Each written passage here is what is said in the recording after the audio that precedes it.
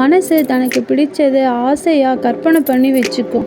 அது கற்பனை பண்ண மாதிரி மற்றவங்க நடந்துக்கலைன்னா இவங்க நம்மளை மதிக்கலையோன்னு வருத்தப்பட்டுக்கிட்டே இருக்கும். மனசுங்கிறது ஒரு விசித்திரமான குணம் கொண்டது.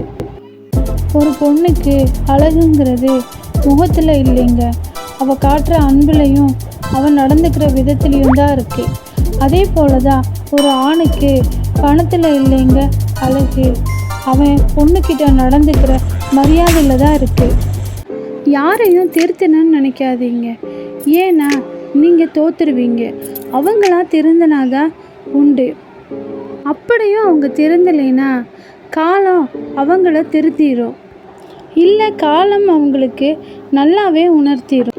ஏழ்மையை பற்றி பேசுகிறதுக்கோ இல்லை எழுதுறதுக்கோ நம்ம தயக்கம் காட்டுறதில்ல, ஏன்னா அது ரொம்ப பெருமையான விஷயமா நினைக்கிறோம். அதுவே நம்ம வாழ்க்கையாக வாழணுண்டா நம்ம ரொம்பவே தயங்குறோம்.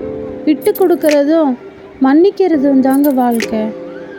ஆனால் வாழ்க்கையோட போராட்டமே யார் விட்டு கொடுக்கறது யார் மன்னிக்கிறதுன்னு தாங்க இருக்குது.